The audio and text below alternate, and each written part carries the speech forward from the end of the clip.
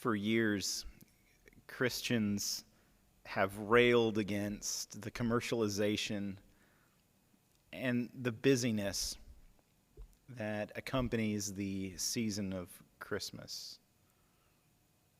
If we'll be honest, we might admit that, yes, at times we can let good things kind of go beyond a level of healthiness and sometimes distract us from the simple pleasures and being able to truly reflect and thank God for the gift of hope and peace, joy and love, all of those intangibles that take a back seat to everything else. But deep down inside us, we know that there is nothing wrong with giving and receiving gifts, or decorating, shopping, baking, cleaning, preparing for company. Of course, this year may be a little different for us, but in most years, we can get so busy. But, our busyness that leads up to Christmas really is a labor of love for our friends and family.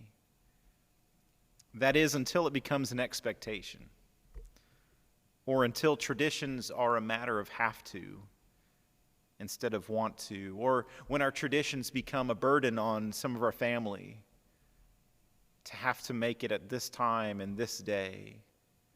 I've seen families that have split and had some deep hurts because of expectations, of traditions, as the years have gone on.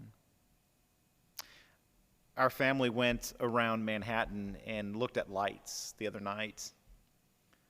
We enjoyed going in some different neighborhoods, and other than realizing that I can be a little judgmental about how people choose to decorate their houses and yards, there was a moment at the end of our drive that filled me with surprise and delight. An unexpected gift, you might say. We made our way to the State Streets, the neighborhood here in Manhattan that is known for their decorating, especially during Halloween and Christmas. And as we went into this neighborhood, we went down a few streets and saw some nice houses, but we came up on Oregon Street. We came up to a stop sign, and as we looked down Oregon Street, we were just amazed at the sight before us. And we knew that this would be the grand finale for us, because anything else would just be a disappointment after seeing this. Houses on both sides of the street strung the traditional yellow lights from their tree branches to the ground and back up again, from tree to tree and yard to yard. The lights tied all of the houses together in a magical Christmas canopy. I imagine that when someone purchases a house on this street, that before signing the contract, they have to meet with a group of residents to answer the question, what do you think of Christmas lights? Now, I don't know anyone personally who lives on Oregon Street here in Manhattan, but I would imagine that people who live in these homes didn't all vote the same way this year. I would bet that some attend different churches, some may belong to another faith, and some may not have a faith in God at all. There are probably a mixture of ages and generations and cultures and races within this neighborhood. The magic of Oregon Street isn't just about the lights in their yards, but it's the unexpected and the beautiful sight of human togetherness, interconnected from house to house. It's the light of their unity, to me, that was the most bright light. Now, as the years go by, our delight and our wonder in the message of Christmas wanes. Because the heavenly gift of God with us has become something expected. Routine as we flip the calendar from one month to the next and we begin to see the commercials, we see the sights, the decorations, we hear the songs, we hear the familiar scriptures. We took some time this past week to also go and look at the convergence of Saturn and Jupiter from the sky that they were calling the Christmas star, happening on the night of the winter solstice, the longest, darkest night of the year.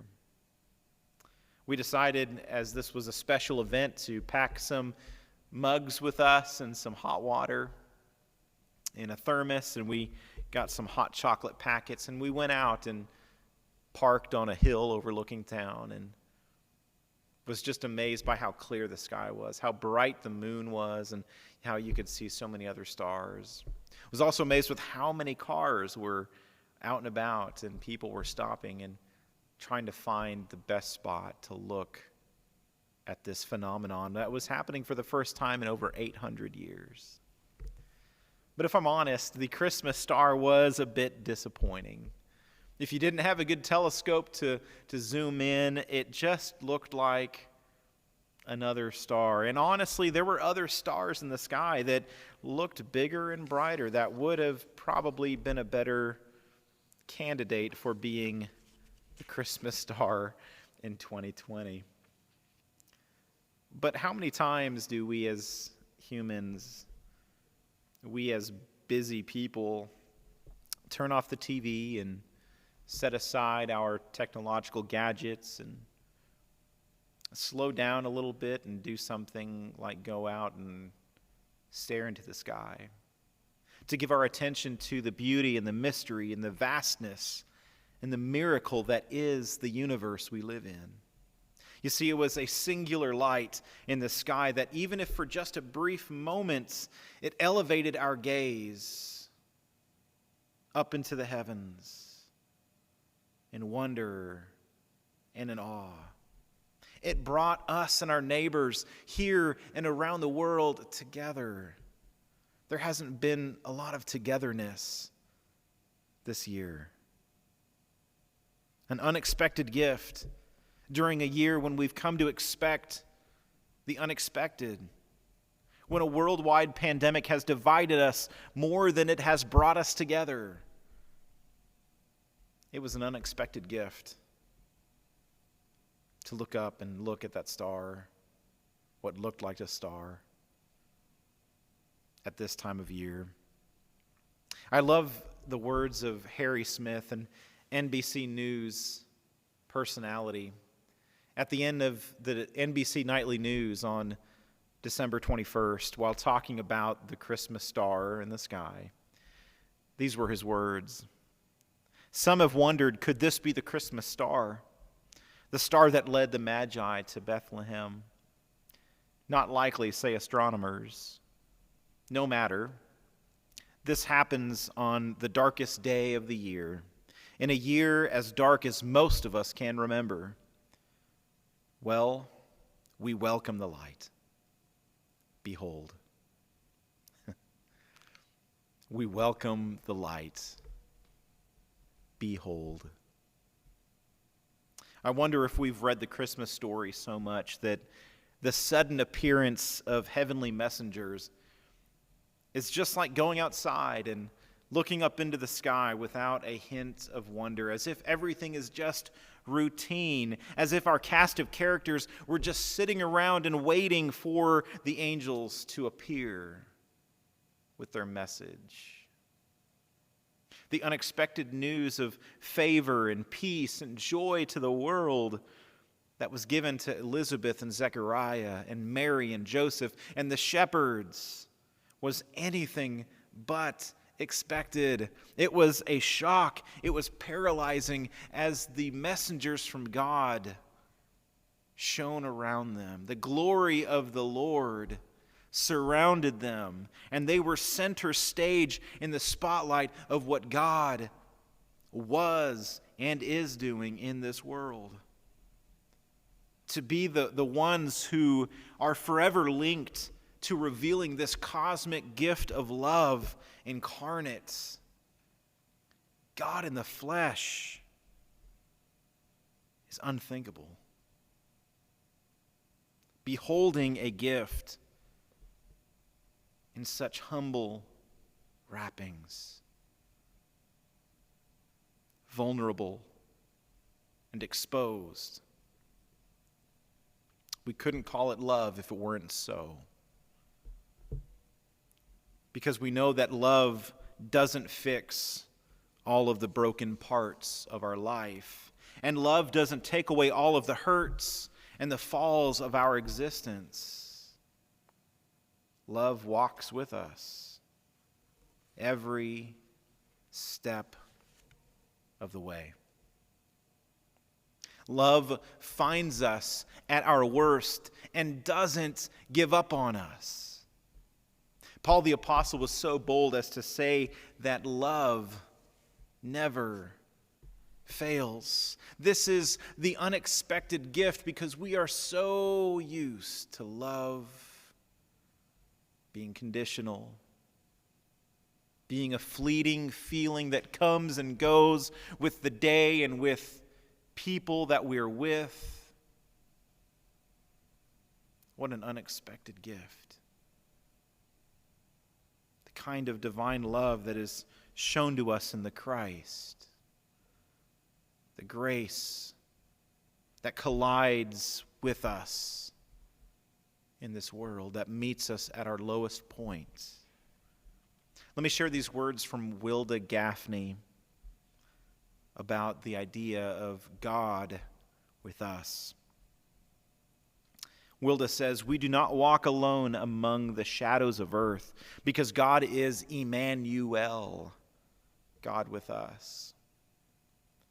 In our brokenness, in our fullness, God is with us. This is the gospel, not that we are untouchable, not that we are inviolable, for even the Son of God was violated, but that we are never alone, never forsaken, never absent from the divine presence is the gospel of light and life. The light of God lives with and in us, and we are the light of God. And there is no darkness, no shadow that cannot be overcome by the holy light of God. This light will shine through the ages. One day, the whole of creation will be transformed by that holy light. And so let the light of Christ shine in and through you to the ends of the earth. You remember the words of Jesus in the Beatitudes saying that you are the light of the world. So let your light shine before all people, that they might see your good works and glorify your God who is in heaven. We need to remember, and we need to let it sink into our hearts, the words of the Gospel of John. The light shines in the darkness, and the darkness has not overcome it. The darkness may surround us at every turn, but there is always a light that is shining to show us the way. And you are invited to participate in holding your little light for all the world to see. Or maybe just for your household, or just for your school, or just for your workplace. We are called on this night in defiance of darkness, and as a symbol of our hope and delight in this unexpected, unfailing, and unchanging gift of God in Jesus the Christ, to light our candles again. to light our candles once more. So I invite you to light your candles there at home and sing we all together, Silent Night. We welcome the added light. Behold, behold. Amen.